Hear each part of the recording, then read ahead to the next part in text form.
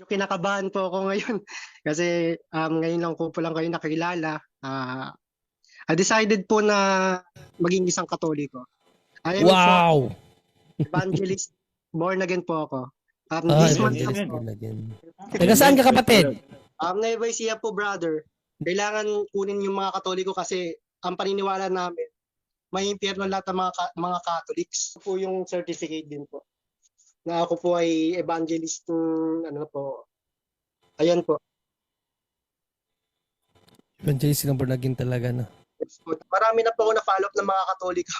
Yung mga kabataan po, marami po akong nahikayat. Maramihan po talaga Katoliko, wala pong INC, wala pong ang dating daan. Puro Katoliko po lahat ang nakuha po namin sa mga bahay-bahay, sa mga communities. Ayun, minsan nagmumuni-muni na ako na parang hindi na tama na yung sinasampalatayang ko ang Diyos ay nakatingin kung ano yung binibigay mong kung magkano yung pera na iaabot mo. Sinungalingan, pag palaging inulit-ulit ay magmukha talaga ang katotohanan para sa ating mga kapatid na kulang ang kaalaman. Ang pagkadaya ay maranasan sa iba't ibang paraan. Pero napakasakit pag madaya tayo sa pananampalataya dahil nanganib pati ang ating kaluluwa. Viva Cristo Rey! Pro Dio et Ecclesia. Ating i-welcome si kapatid na Isaac Baliton. Isaac Baliton, good evening sa iyo. Hello po, brother. Yeah, hello bro. Brother John Do. Yes, hello. Pwede ka mabukas ang camera, bro? Narinig niyo po ako? Yes, naririnig ka, bro. Pwede ka mabukas ang camera, bro? Ay, sige po. Daya po ako masyado. Sige po. Sige, ito si Brother Isaac Balton. Yan. So, ating ibigay kay Brother Isaac Balton, mayroon siyang gustong ibigay na testimony ngayong gabi. Brother Isaac, good evening. Go ahead. Ngayon, sa Diyos po ang papuri at medyo kinakabahan po ako ngayon kasi ngayon lang ko po lang kayo nakilala. I decided po na maging isang Katoliko. I am Wow! for evangelist, born again po ako. Ah, This month na evangelist po, born again. Taga saan ka, kapatid? Nueva Ecija po, brother. Nueva Ecija. Kailan mo na ano itong punto por punto? Kailan mo na sumpungan? During evangelist po ako, matagal na po ako nakasubaybay sa punto por punto. Okay.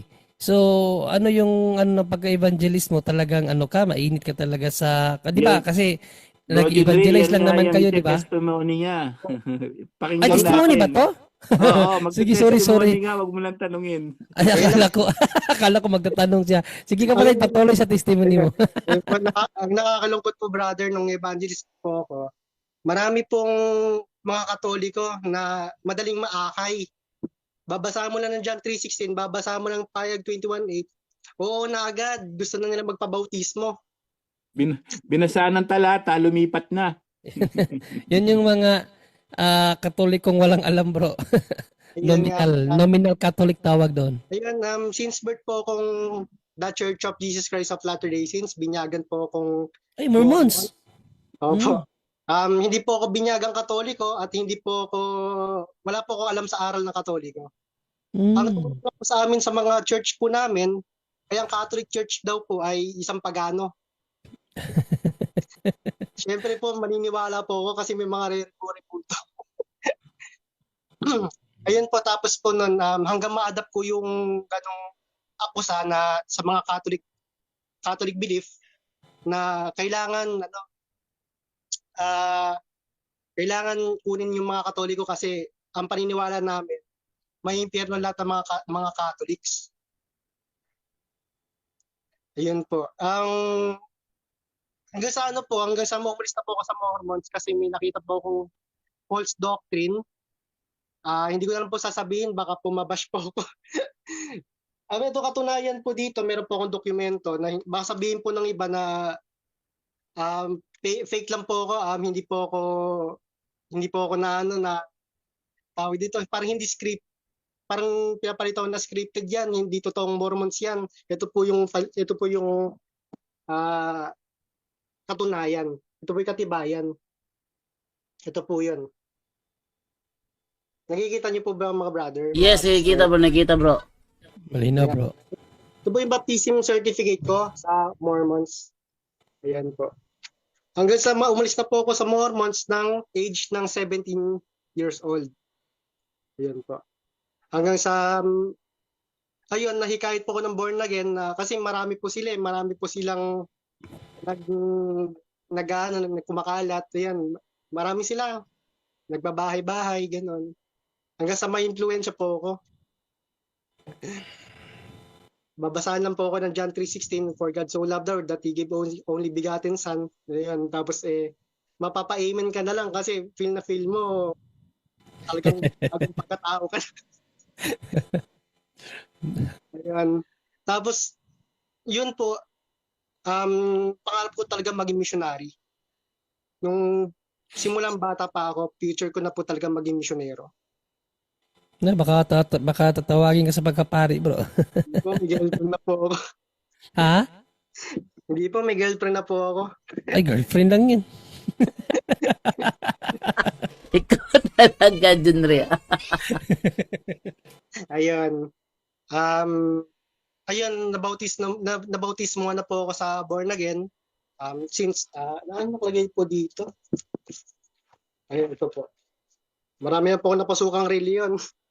Ayan po. Certificate of water baptism. Bro, since testimony mo to, pwede mo i-testimony bakit ka nagkaroon ng interest or nabinyagan ka na ba sa Katoliko? Hindi pa po brother kasi hindi pa ako binyagang Katoliko. Hindi pa. Sige. So, i-ano mo muna yung way mo kung paano ka nagka-interest sa Katoliko. Ay, ito po yun. Meron po kasing born again Christian na hindi ko po nagustuhan yung turo. Ang usapan po ay tithes and offerings. Kasi po, meron po kaming cell group na tinatawag or discipleship group. Doon po ako naka-assign sa Bible leader ko. Meron po kasi lang katunayan na ang tithes po ay obligatory. Wag po kayo maniwala na hindi po obligatory ang tithes sa kanila. Unang-una po, pagbaguhan po kayong born again, aasikasuhin ka nila, papakitaan ka nila na hospitality sila sa'yo. Siyempre, mako-convince ka na, wow, welcome na welcome ako dito sa church na ito. Talagang gustong-gusto mo pa talagang mabautismuhan kasi sobrang hospitality nila. Ayan. Hanggang sa maano po yung makonvince nila ako na, ayun, parang welcome na welcome ako dito, parang ni-welcome na ako ni Lord. Gano'n. Ayan, tapos hanggang sa, ayun, nabautismo na po ako. Tapos po, habang po ng patagal, nag-iiba na po ang doktrina. Tungkol po sa tithes and offerings. Tapos po nun, ayun, nagsisell group na po kami, nagba-Bible study na po kami. Meron po sinabi po ng Bible leader ko na ang kapag once hindi ka nagbigay ng tithes ay mortal sin sa Panginoon. Pagnanakaw sa Panginoon. Babasahin mo lang Malakay 3:10 or hindi 3:10. ko Malakay 3:8 po yun. 3:10. 3:10, Malakay 3:10 na sinabi doon. Huwag mo susubukin ng Diyos kapag hindi ka nagbigay. Ibig sabihin nun, walang kapatawaran yung nagawa mong kasalanan kasi ninakawan mo ang Diyos. Doon po ako na doubt bilang as a born again Christian, doon po ako nag-doubt na, ang kinikilala kong Diyos ay merciful. Wala po akong kinikilalang Diyos na mahilig sa pera. Correct. Tapos nag-doubt po ako na hindi po ang totoong Diyos to. Nabigla po ako sa sinabi ng Bible leader.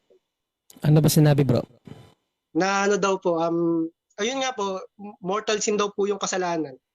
Ay mortal sin daw po yung pag hindi nagbibigay ng ika po. So, naniniwala pala sila sa mortal sin. So, Naniniwala pala sila sa mortal sin kasi maraming pastor na hindi naniniwala sa mortal sin kasi wala daw venial sin, walang mortal sin. may katibayan po ako dito na kapag once na nag-surrender ka kay Lord, kailangan may tithes na meron kang tithes. may ano po yun, may step by step po yun. Kung gusto mo mag-surrender kay Lord, kailangan magbigay ka ng tithes, obligatory mo every Sunday. Mm. Ay, doon po ako nagpasya na magmuni-muni. Hindi po yung nagmumuni pala. Nung after po noon, meron po kami evangelization. At naging na po ako, nag-graduate na rin po ako ng self leader development training. Ito po yung certificate din po. Na ako po ay evangelist po. Ayan po. Evangelist ng born again talaga, no? Yes po talaga. Marami na po ako na-follow up ng mga Katoliko. Yung mga kabataan po, marami po ako nahikayat. Marami po talaga Katoliko, wala pong INC, wala pong ang dating daan. Puro Katoliko po lahat ang nakuha po namin sa mga bahay-bahay, sa mga communities. Ayun, minsan nagmumuni-muni na ako na parang hindi na tama na yung sinasampalatayang ko ang Diyos ay nakatingin kung ano yung binibigay mong, kung magkano yung pera na iaabot mo. Pera lang. Totoo po yun. Kasi meron po ako ditong reference Nagulat po ako na kailangan pag nag-surrender ko kay Lord kasama ang tithes. Doon po ako naggulat. Kasi pag once hindi ka nagbigay ng tithes, hindi ka papatawarin ng Diyos, magagalit sa iyo ang Diyos. Nako. Doon po ako nawala ng gana magsimba, wala na pong gana po talaga, brother. Ilang taon ka pala doon sa pagiging evangelist mo, born again?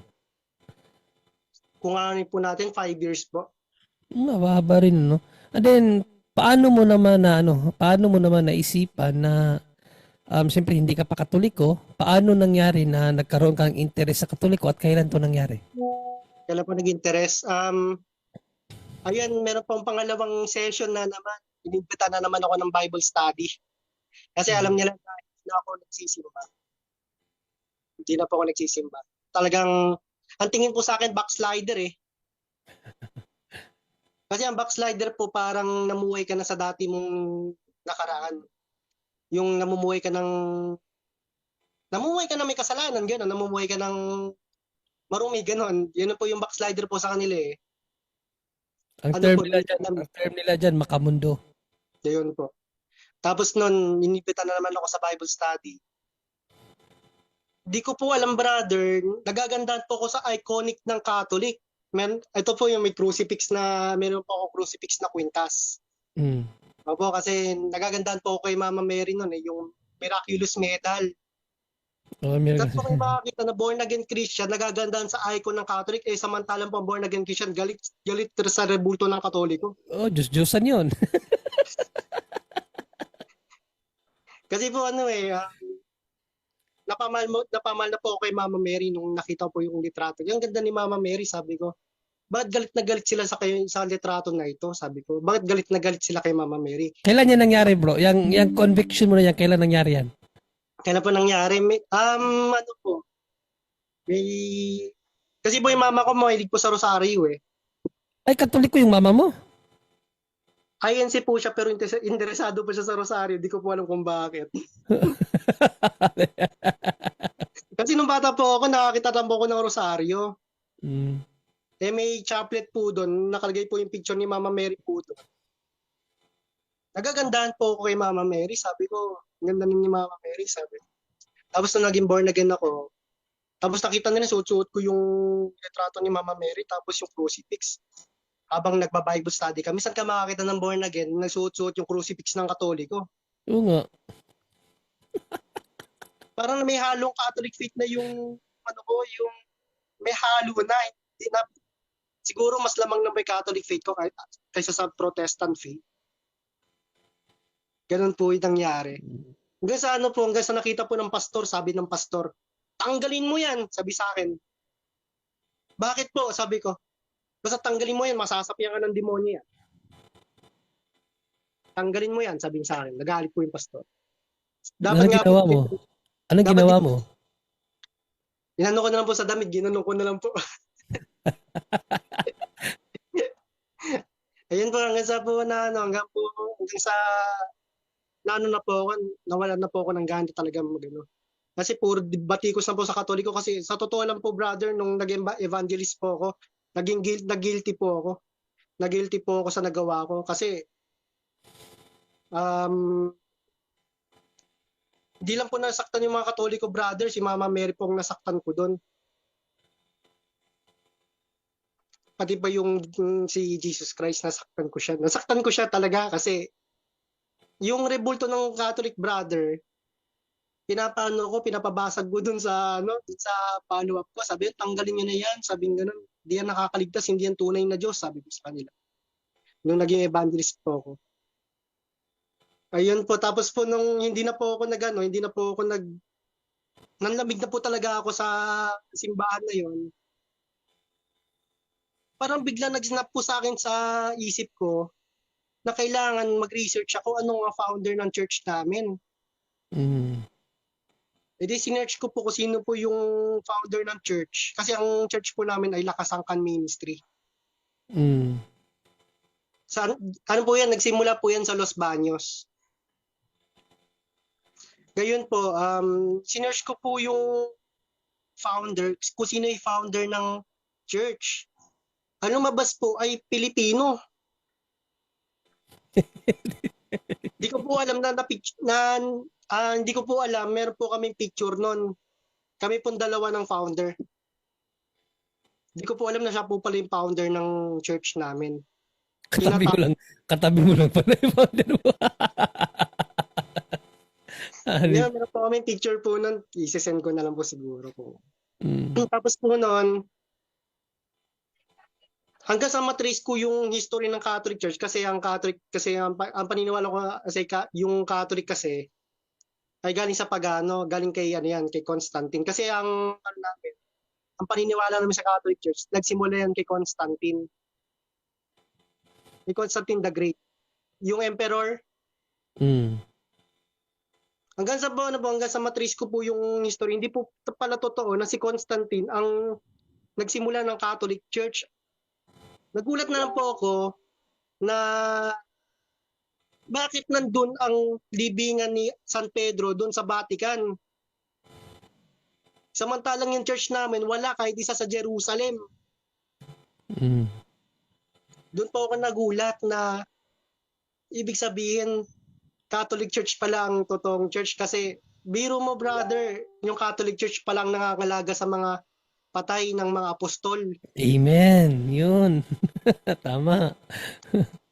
Kasi po kung tutuusin po natin, kung sino po yung founder ng church, doon po ililibing sa mismong kapilya nila. Correct. Yan, Yung correct yan. natinawag. Correct. Tama. Oh.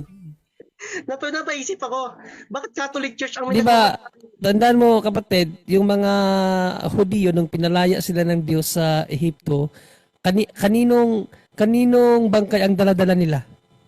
Sino po? Yung ano po? Ang mga Ehipto, ay yung mga Hudiyo nung pinalaya sila ng Diyos sa Ehipto, sinong bangkay ang daladala nila? Pinadala po.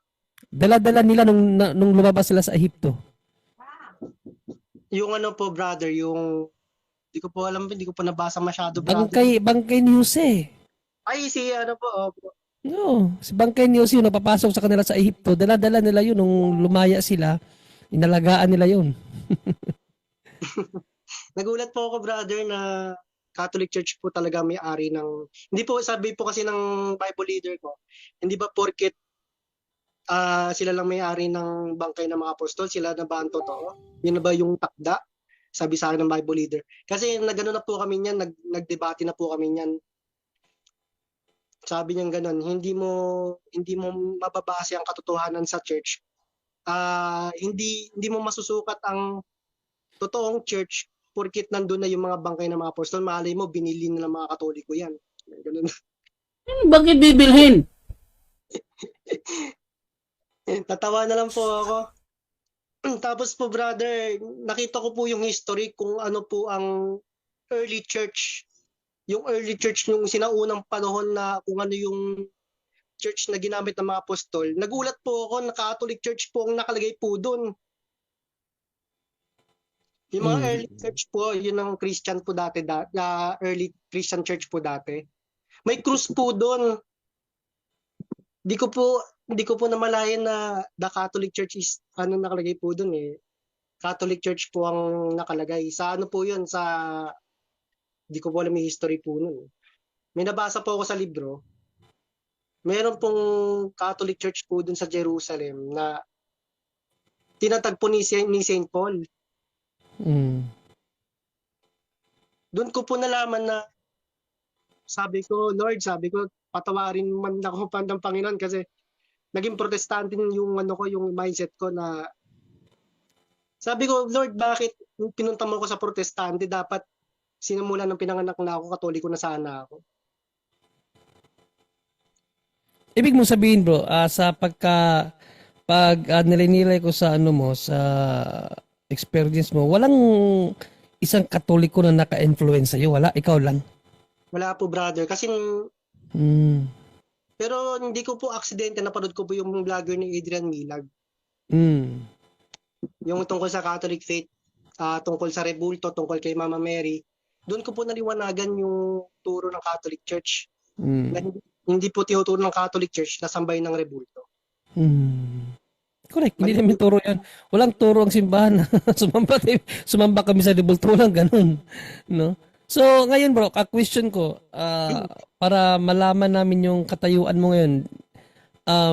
So, sa ngayon, nagpapailalim ka sa katikisim ng simbahan? Mayroon nang nag-ano sa'yo, Wala pa po, nagkakatikais? wala pa naman po, brother. Kasi regular po kung nag-attend sa misa. Sa San Sebastian Church po ng Muñoz. So, ang gawin mo kapatid, ganito, lumapit ka sa pare. Lumapit ka sa pare doon, ilahad mo yung journey mo, kung ano ka at paanong nangyari na gusto mong magkatoliko para mag-guide ka. Kasi ang mga katulad ninyo na hindi talaga katoliko, kinakatikais muna bago binyagan. Kailangan maunawaan nyo muna yung faith namin, and then kapag tanggap mo na yung faith namin, tawag doon katikumen, saka ka bibinyagan ng pare. Siya yung mag-ano, kung Taga saan siya? bibinyagan. Taga saan siya? Taga saan Sa ka, Villa bro? do Dojando. Science Ha? City of Muñoz po, brother. Ha? Science City of Muñoz, brother, ng Nueva Ecija po. Nueva Ecija. Malayo yan kina, ano? Kina Jared? Malayo Brother, yan. kung malayo po talaga kasi babas po yun eh. Pero si Brother Jared po, nakausap ko na po. Oh, nakausap mo na pala sa Brother Jaren. Nakausap mo na si Jared. Opo, nung sinubaybayan ko na po yung debate niyo po ni Brother Jared hanggang po sa ma-admin ko po siya. Bro, hintayin natin kung paano niya sumpungan naman ng punto por punto.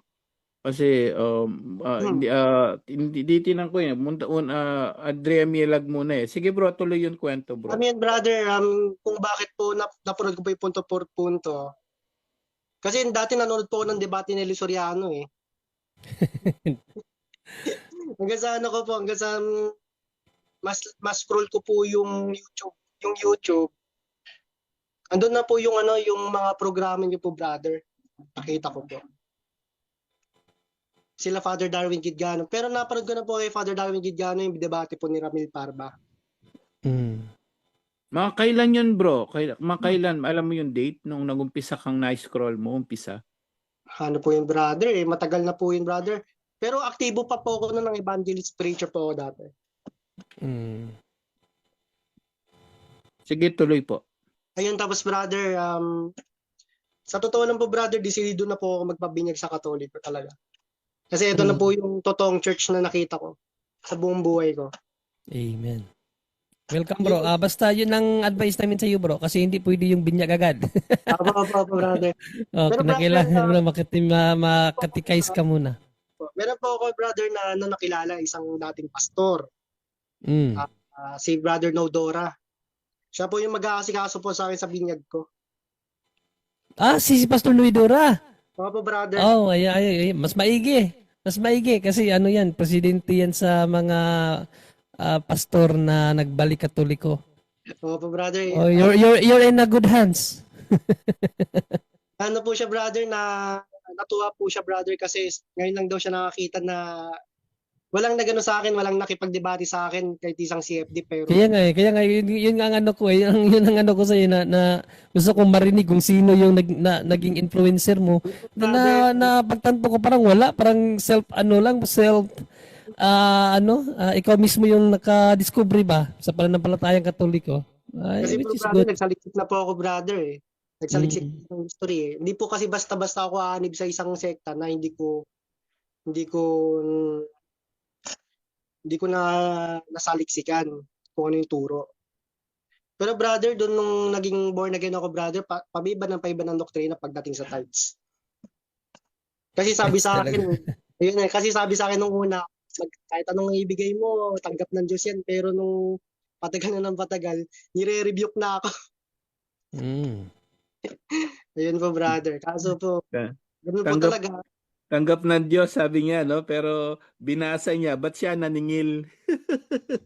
Di, tsaka po brother, yung ano, Hindi, ang tanong doon, sino ba kausap doon sa Malakay 8:38? Eh, di naman siya, Israelita yun. Anong connection niya doon? Ba't sa kanya niya ibibigay? Binasa niya lang yun eh. Lahat nga ng pastor, ganun eh. Binasa, naningil na ng 10%. Sino nagsabing ikaw may karapatang maningil dyan? Nabasa mo lang, tama? Opo brother, ano po yan? Ikaw naman, bigay ka ng bigay noon. Bigay ka ng bigay. Opo, Samantalang binasa niya lang yan, tignan mo yung konteksto. Sino ba kausap? Israelita yun, mga paring Israelita. Israelita ba siya? Alayo bro, ngayon nga, yun nga inaano ko sa mga dating daan eh, yung napupunta sa Facebook ko eh. Sabi ko sa kanila, saan mo mababasa sa bigyan nyo kang abuloy sa Iglesia ng Diyos kay El Soriano tsaka kay Daniel? Binasa lang niya sa inyo yan, nangolekta na. Bigay naman kayo ng bigay. Saan mo mababasa siya ang mangongolekta? Alayo. Tapos binigay ko ng talata, 25, 20, 28 ng gawa. Mga obispo yan. Mga Opo, obispo brother, yung mga pare po yan, hindi po obispo, pastor. pare. From Old to New Hindi po yung Testament, pastor. mga pare. Tapos hindi sabi ko doon sa ano ko, hindi na sila nag-ano eh. Sabi ko doon sa comment ko, walang ko negosyante si ano, hindi ba obispo si Daniel. Sabi ko, Hindi, tsaka po negosyante brother, siya. kasi po Bakit brother, siya biglang bakit bigla siyang naniningil ng abuloy? Ibigay naman kayo ng bigay. Wala siyang koneksyon, wala silang authority na maningil ng abuloy sa Iglesia ng Diyos. Sa Biblia, lahat yan wala. Bakit kayo Oo, bigay brother. ng bigay? Sabi kong ganun, hindi sila nakasagot. Hindi, tsaka po brother, ngayon ko lang po nalaman ang Security Exchange Commission ay mga nakarehistro po din mga negosyante. Ano ba ang dahilan ng SEC? No, to get business license. Business nga eh. Nako, buti na lang, salamat sa Diyos. At ang ano lang po dito nung makaano ka, nakapakinig ka ba sa ano sa punto por punto o yung kay Father Darwin lang po? Yung kay Father Darwin po, tapos ano po yung halo po yun, punto por punto, tapos kay Brother Adrian Milag po. Tapos po may napuro ko ng debate na si Brad Melchor Manarili po yung napanood ko po yun eh. Sa tights na naman yun. At nabanggit mo po la brother paano lang no yung nagsisimba ka. Tights talaga yung pinag-iinitan mo bro. No? Kasi po brother, galit po Doon ako siya sa na ano tinawag ni Lord sa tights. Doon po ako na ano. Biro mo brother 5K ang kinikita ko isang buwan sa totoo lang po brother kasi naging working student po ako. Hindi na po ako pa So, obligado ka magbigay 500 nun. Ako 500 po. Hindi kulang po. Well, hindi ka nagbibigay sa iglesia doon, nagbibigay ka kay pastor, wala kang idea, no? Tiba-tiba Na kay si pastor nun. na. Oh, tiba-tiba sila, nasa ano na yun, personal account na niya. Brother, yung pari po ba natin ay may Budol. May bago po ba yung pari po natin, brother? May tanong lang po. Okay, ganito yan, no? Tandaan po natin, dalawa kasing klase ng ano, may diocesan priest at religious priest. Yung mga religious priest natin, yung mga tinatawag na religious priest, wala po silang mga account yan, wala silang ari-arian. That's about poverty. May mga diocesan priest naman, katulad ng mga pari natin dyan sa ano, pwede silang mag-account. But yung mga abuloy offering sa church talaga yon, hindi sa kanila personal. So sa kanila, binibigay lang yung mga panggastos, mga stipend lang nila. So yung mga sinasabi nila nagpapayaman yung mga pare, doon lang bagsak na. Kasi yung love offering na yon, hindi pwedeng dumiretso kay father yon para sa kaalaman. Not like yung pastor, diretso kay pastor yon. Wala naman sa church eh. Ang tanong, kanino siya nagbibigay ng 10%? Si pastor. O sige nga, wala. Solo niya. Pati yung mga love offering na binibigay nyo, solo niya lahat. O, edi mayaman na sila, di ba? So, yun ang pagkakaiba nun, kapatid, no? May mga religious priest naman na vow of poverty, mga Franciscan orders, mga ano, yan talagang bawal sila magkaroon ng ari-arian. Pope Francis is a Jew, Jesuita. Pag sinabing Jesuita, mayroon silang vow of poverty. Kahit tsinelas ni Pope Francis, hindi niya pag-aari yon. Kahit sandals lang. Walang pag-aari. Kung batikusin sila, sinasabi nila nagpapayaman ng Katoliko, kahit sa investigasyon nyo ngayon kung ano may ari-arian si Pope Francis, wala, kahit sandalyas niya, no? Para sa kaalaman natin. Yun po, kapatid. At sabi mo nagsisimba ka, we suggest na wag ka muna mag-receive ng banal na communion. Ay, brother, Baka meron po akong nagawang kasalanan, brother. Yes. Although ano ka pa naman, no fault on your own pa yan, no? Hindi mo pa avoid that. Biblically, 1 Corinthians chapter 11, 27, 29, pag hindi ka karapat dapat, magkakasala ka. So, wag ka muna mag-receive, although no fault on your own. Catechism 847, okay pa yan. Ang pinakamagandang gawin mo as soon as possible, pumunta ka sa malapit na pare and do the catechism para siya magsabi kung paano ang proseso pagbalik sa Katoliko, no? Just pwede po 'yan, open po ang lahat ng misa sa lahat ng mga ibang sekta, pero wag muna kayong mag-receive ng banal na communion, kapatid. 'Yun po, kapatid. Okay. Okay, wait lang muna ha. Nandiyan si Padre Darwin. Padre Darwin. Good evening. Di pa sila si Padre Darwin. So wait ka lang bro, diyan ka lang bro. Ating iwatag kita kay Padre Darwin pagpasok nun. Ito na, Padre Darwin. Eto, Magandang gabi. mayroon na namang bagong nagkatoliko, Padre Darwin. Wow, magandang balita yan. Galing po ako ng born again. This month lang po akong balak na po magkatoliko. Anong pangalan? Isaac Baliton. Isaac lang. Oh, Yung malapit biblical na patay ni Abraham. Laki mo ng cross no? Laki na yung cross mo.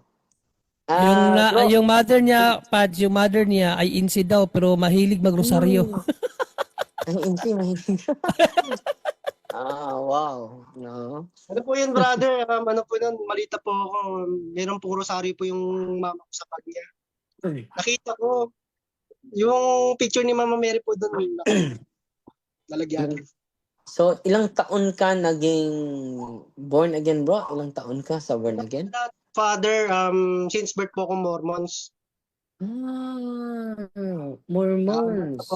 Nag-seminaryo na po ako doon, brother, sa Mormons ng 3 years. 3 years po, brother. 17 years old po ako nun. And then, after sa Mormons? Hanggang sa nakita ko po yung false doctrine ng Mormons. Hindi ko na po sasabihin yung medyo weirdo na po kasi yung doktrina ng Mormons po, brother eh. Hanggang sa na-influensyan po ako ng mga born again na sumali sa kanila. Kasi maganda po yung payag po nila eh. Kaligtasan po talagang usapan eh. Hanggang sa po patagal ng patagal, hindi ko na po talaga nagustuhan yung kanilang turo tungkol sa tithes and offerings. Ay po, brother. So, kailan ka lang nagplanong lumipat sa simbahan? Ano lang po, katapusan po ng February, brother. Nabautismohan ka na? Di pa po, brother. Ay, father. Sorry po, father po. So, Nasabi lang po. malapit ka sa parish priest sa parokya na pinakamalapit sa lugar ninyo, kung saan ka na membro na parokya. Punta ka doon and then i-express mo yung intention mo na lilipat ka dahil hindi ka naman babalik dahil by birth protestante ka. So from Mormons, yung bakit naging Mormons ka? Mama mo Sister ay po, iglesia. sister po. Opo. Yung magulang ko po ay Mormon, si Papa po, tsaka yung lola ko po. So yung papa mo ay Mormons at yung lola mo.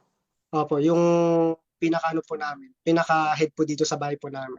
Buti nga po, Pero, tinanggap po nila ako kahit iba na po yung religion ko po. Sabi po ng lola ko, mm, hindi naman po mahalaga yung religion. At least, yung Diyos natin na po, wag mong ibahin, sabi sa akin. mm, Ayun nga po. Naniniwala naman po sila sa Trinity. Ayun naman po. And then, Mormons naniniwala ng Trinity. Hindi po nga, Ibang klaseng Mormons yan ah.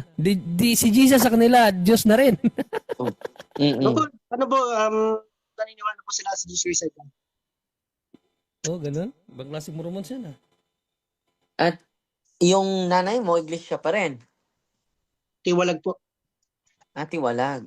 So ngayon ay Katoliko na. Hindi po, wala po siyang sinasaliang reliyon brother. Ay, father. Mas mabuti na laliman mo pa yung yung kaalaman mo sa simbahan. Tunayan nga Para- po, father, gusto ko na po maging CFD. Wow, maganda yan. Natunayan po, Magpa- father, meron po kami GC ni Jared Almasora, meron po kami GC po. maganda yan. Gusto po Nagkaisa na kayo. Oh. Katunayan po, brother, ako po yung isa sa mga nagtatanggol ng pananampalataya natin kahit di po ako binyagang Katoliko. Wow. Ganun po. Pag may nagtatanong sa akin, bakit ka nagsusuot ng krus? Kasi po, ano po yun, brother ay mga brother na nakadalo po ako sa simbahan ng Mormons kasi yung lola ko po kasi ay naka-assign po siya dun sa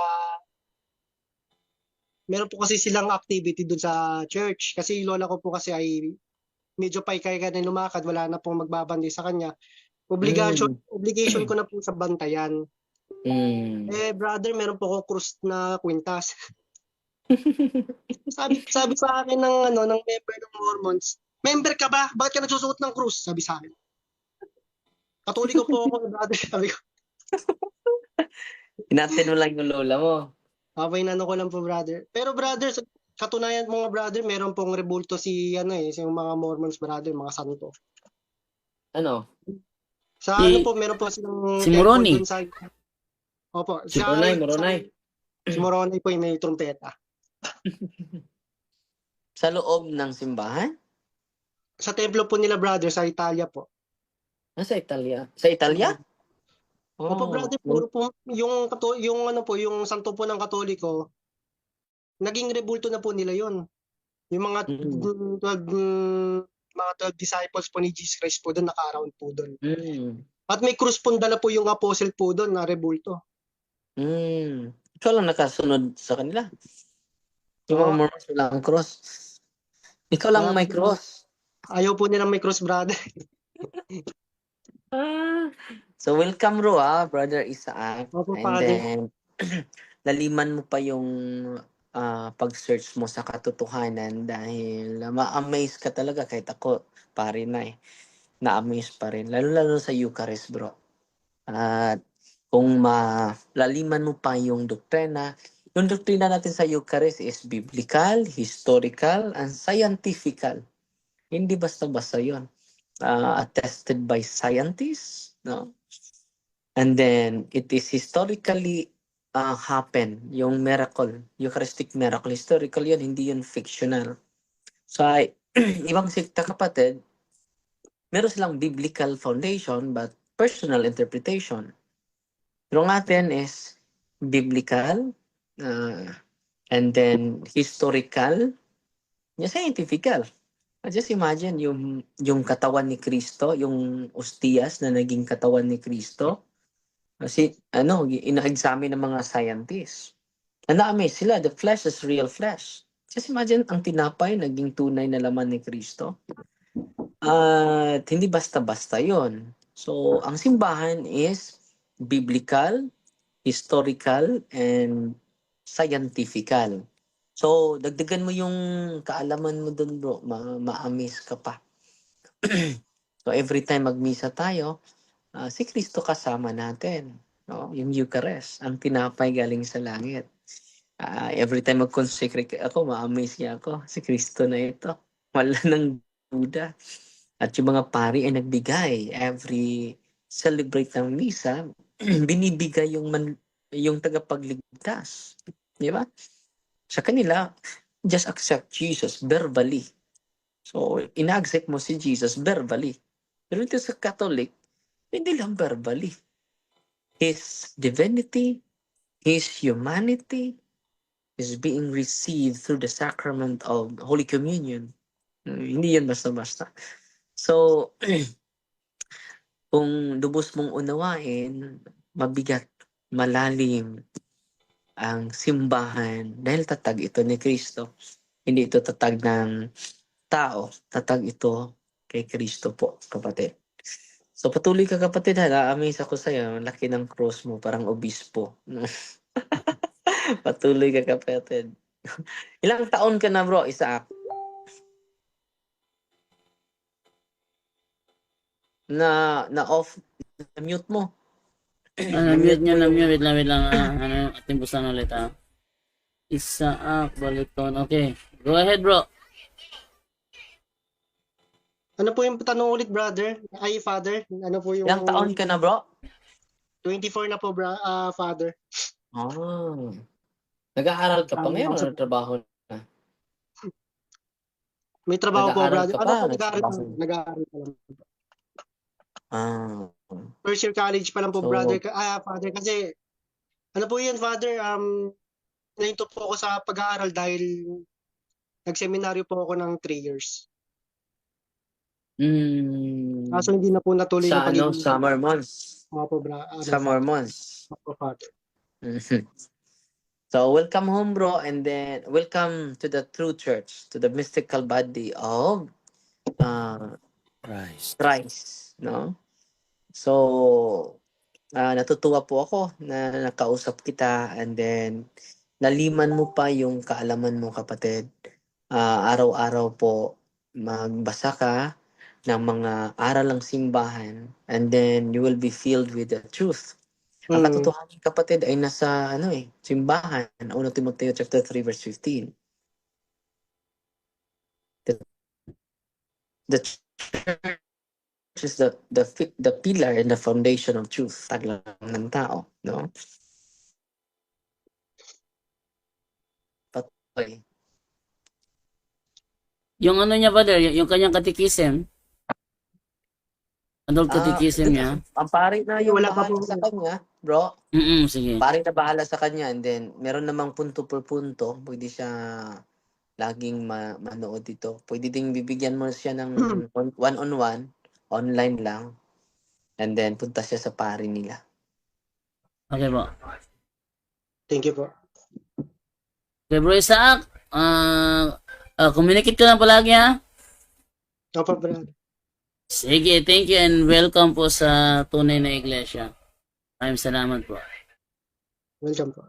Okay. Brother Wendell Talibong. Good evening sa Brother Wendell. Di kita natawag kanina. Naging busy na.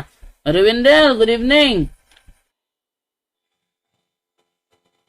At ano tong live mo ngayon na si Daryl Villanueva iiwan daw ang pagkasabatista? Yes. Umiyak pa nga Brother John do, umiyak sa live. Nakita ko sa live ni Father Calixto Dimos kanina umaga na may pupuntahan silang sa Badista na kaibigan. So, si Darrell, pinuntahan ni Father Calixto. Mahina, Brother Wendell, yung microphone mo mahina. Ito. Kumusta? Yan. Sige, go. Ulit. Back to ono. Nakita ko sa live ni Father Calixto na puntahan nila si Darrell. So kung maalala ninyo, si Amik, bago siya na yumakap sa simbahang Katoliko, si Father Calixto nag-message kay Amik na, Amik, magmimisa ako sa iyo. Sabi pa ni Amik noon na, sige, subukan ko yung kapangyarihan ng misa mo. Yun. Pagkatapos ng misa si Father Calixto, yun, nagdesisyon si Bro Amik na yayakap simbahang Katoliko. So, kanina nag-live si Father Calixto na puntahan nila si Darrell. So, Siguro pagkatapos, yon naglabas na ng opisyal na pahayag si Bro Darrell at nakiusap na kung maaari, huwag nyo kaming akong ibas sa desisyon ko. Yun. So, nagtaka kasi ako, tinanong ko ni Eugene Gapo, kilala ko ba daw si Daryl Villanueva? Sabi ko naman, oh, kilala. Ano yan? Member yan ng 3 Media. And then, nakadebate yan ni Debator Edgar talaga Logan. Ha? Debator talaga nila. Oh, 3 Media member yan si Daryl Villanueva. Actually, Ito bro, Jando, ito. sige, ano. Pun sa tanan, sa tibok Pilipinas, tibok kalibutan, maayong gabi o maayong buntag. Now nag-live ko mga higala sa mubo nga panahon, gilang o nahibalo, no? So mahangi udaan number 1 sa tanan nga membro sa Seventh-day Adventist Church, particularly sa Iglesia sa Pakibato o di lamang sa Pakibato, Seventh-day Adventist tibok kalibutan, o ilabi na sa akong mga kauban, mga amigo o mga kauban ng mga Adventist Defender, ilabi na sa mga kauban sa 3 Media. Mahangyo ko rin yung tanan. Mga panahon na nga kung magkalahi atong dalan sa pagpangalagad sa Ginoo. Masarap akong hangyo ninyo. Kuandra, ayaw lang mo pangatake personal sa akuan. Kaya ko nang di ko manghilabot ninyo. So, kining akong desisyon about sa kung magkabulag man ta sa pagpangalagad sa Ginoo tungod sa lain nga mga relihiyon. Masarap hangin yung mga Adventist ha. Ay lang butan mo patakag kana bitawng basa ko ako. Ay mo patakag comment. Balansin nyo daan. So, ihimo kayo nga video. Remembrance na to mga Seventh-day Adventist. Kung sa tamo ka palangga. Palagwa mo nagpangga sa kuaba sa kay palangga tamo tanan. Sa taas ka panahon. Mao na nga sara akong hangyo ninyo once nga itugot sa panahon nga magkabulag ta sa relihiyon, mga Adventist Defender, mga Team 3 Media members, tanan nga debatidor sa SDA, ayaw lang mo pagpangatake sa kuha. Amigo raghapon ta. Usara akong kasulti sa inyo ha. Bahalag sakit. Ako nga dughan. Bati na ako. Nga dili ma-explain ang tanan. Muna nga palangka tamo. Palangka tamo muna. So, sa ating masulti sa inyo ha. Alam mo paghukom. Masik biasa oleh mga adlaw yung naon nga kitang paghukman ta. Alam ko yung hukmi Matthew City uno di ta maghukom, ano ta paghukman. So di lang ta maghukom, ilahiling kita ha. Kung doon na madoktrina ng hutan. Go. Ha, sige, salamat kayo. So, paki-share sa mong video, paki-like sa mong video, paki-comment alin ang below the belt, mga personalan ng mga comment. Salamat kanyang tanan. Ang Ginoo magapanalangin kanato. Yan, Bro Jando. Mama chup-chup. Yun. Actually, ano siya bago lang siya nakipagdebate, sina Paul Alima yung kalaban nila. Tatlo sila noon, si Daryl Villanueva, si John de la Peña, at si John G. Llanos. Tatlo sila laban kay Paul Alima, Stalwart Hong, at kay Janjuna. Doon yung nangyari sa Tagum. Bago lang yun. Ngayon lang yata. Ano yan Bago lang yun dahil bago nangyari yun, nag-communicate na si Bro Janjo na sa akin na humingi ng pahintulot na payagan silang haharap sa debate. Hindi. At meron ka bang idea, Brother Wendell, bakit naisipan ni Daryl Villanueva na iwan ng Seventh-day Adventist? Kasi mabigat na yan. na debater yan. Baka resulta na din sa mga prayer natin, no, for the conversion of unbelievers and for sinners. Yun ang paulit-ulit natin na prayers. Epekto talaga yan. Pero bago yan lumabas, si Bro Tata nagsabi na sa akin na may nag-contact sa kanya na SDA debater na gustong mag-CFD. Mm. Oo. So, yun.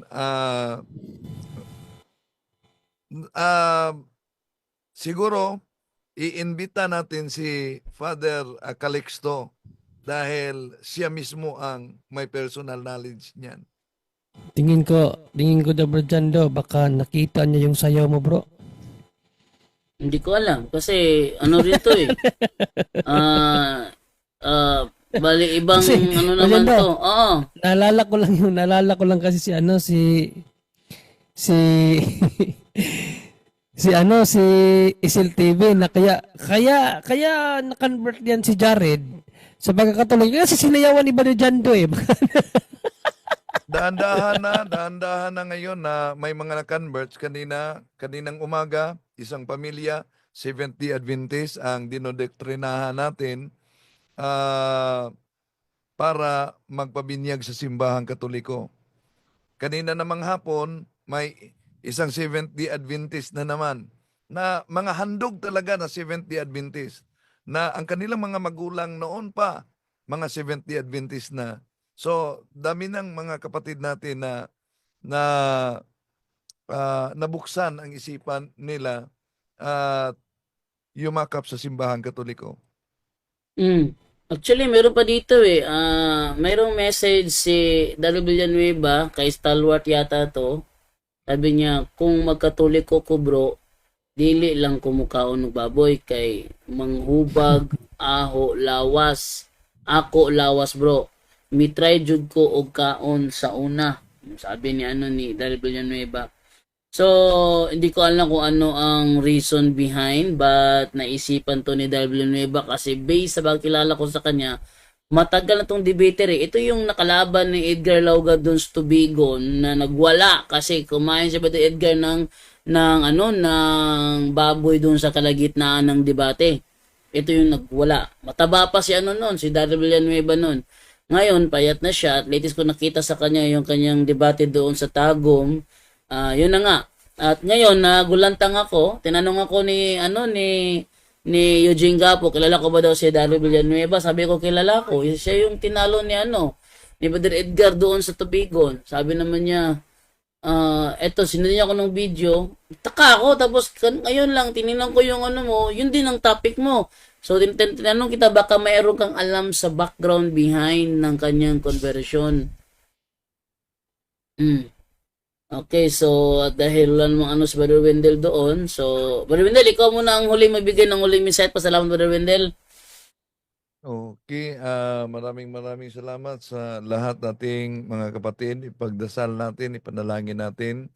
Dahil yung mga kapatid natin sa ibayang pananampalataya, una, niniwala sila na ang kanilang inaniban ay tunay. At nasa kanilang paniniwala din na ang Katoliko ay sa impyerno na, lalo sa Iglesia ni Cristo at iba pang mga grupo.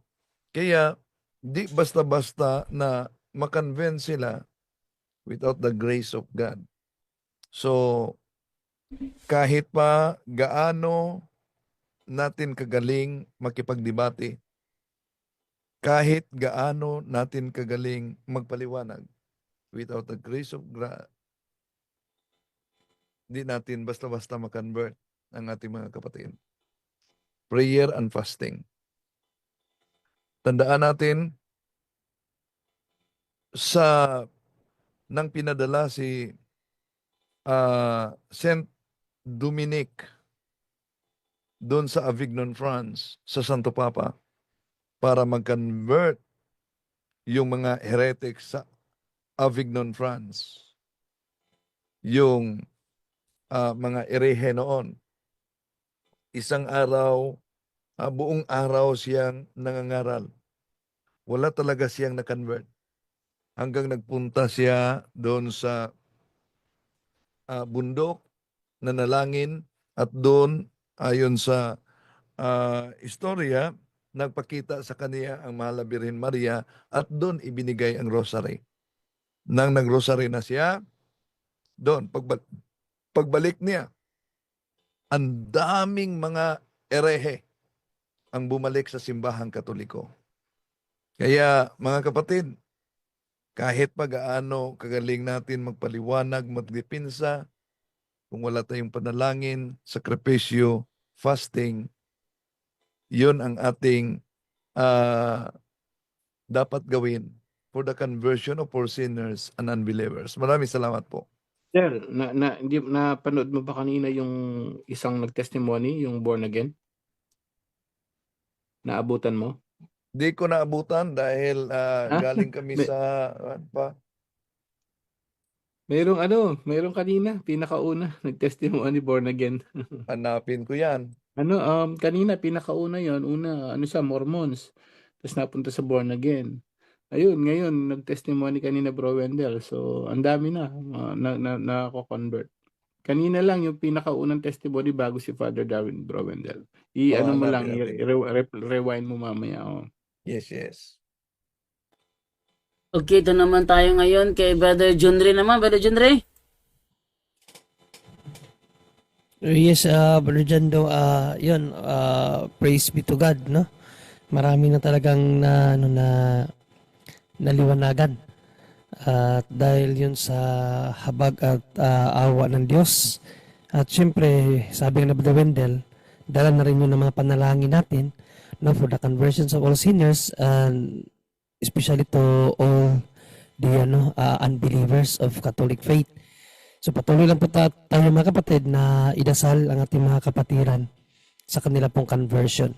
Lalong-lalo na yung mga mahal natin sa buhay na nahikayat sa ibang mananampalataya na i-lead back sila, no, ni God pabalik sa Iglesia Katolika.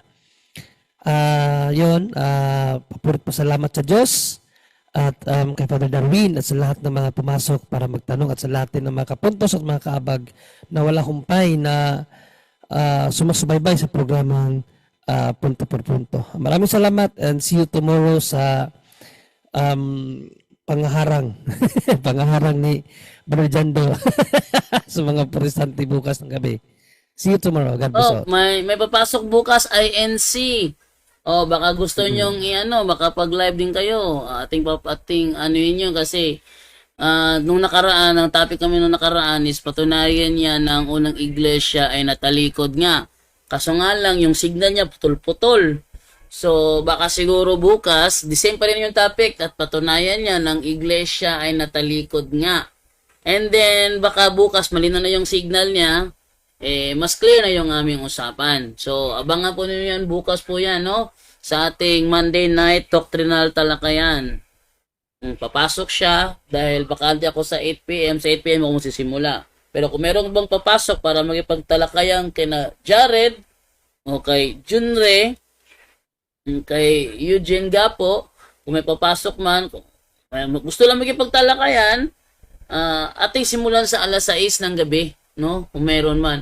Basta ako, available ako, alas 8 pa ako available para sa amin dalawa ng INC member na yon na gusto magkipag-discussion about dyan, na patunayan niya na ang unang iglesia ay natalikod niya. Okay. So, at ibigay naman ngayon kay Brother Angel Santos naman sa kanyang huling mensahe po. Salamat, Brother Angel. Amen. Praise the Lord. Muli, isang malaking pasasalamat. Unang-una sa Diyos, sa kanya lahat ng kaluwalhatian at kapurihan, magpakailanman. Thank you, Father God. Thank you, Jesus. Thank you, Holy Spirit. Thank you rin po kay Mama Mary. No? Talagang, sabi nga natin po yung Kristo, isa lamang, no? na makasalanan, magsisi, magbalik loob sa Diyos, laksa-laksang anghel, no? Ang nagdiriwang sa langit. So, parami po. Effective po yung prayer natin. Ako rin po, no? Morning and night time. Kasama po sila sa prayer ko na sana po patawarin sila. Hindi nila alam kung kanilang ginagawa at sana makapagbalik loob sila sa tunay na simbahan. Ayan po, no? Effective na. So, kailangan po talagang tuloy-tuloy ang prayer. para marami po tayong maibalik sa tunay na simbahan. At pabaon po ng Ebanghelyo, napakaganda, no? Ang sabi natin Panginoon sa Kristo, hindi nagtanong ano ba, naghahandog sila, ba't sila pinagpapatay? Wala doon. Wala doon sa bansa, wala doon sa lugar. No, kung wag nating sabihin si ganitong presidente na dahil sa ganun siya ang Amerika kaya siya ganun dahil ganun. No, ang sabi ni Jesus, hindi doon. Dapat kahit kayo, sabi niya, kapag hindi kayo nagsisi, tayo po. Wag tayo sa ibang tao na dahil siya ay ganun, inuusgan natin. Hindi. Focus tayo sa sarili natin. Sabi ni Jesus, kayo rin. Kapag hindi kayo nagsisi, nagbalik loob, mapapahamak din kayo. Ang pagsisisi at pagbabalik loob para sa lahat sa buong mundo. Amen. Yun lang po. Naway marami tayong natutunan ngayong gabing ito. To God be the glory. Salamat po. Back to you, Bro Jando.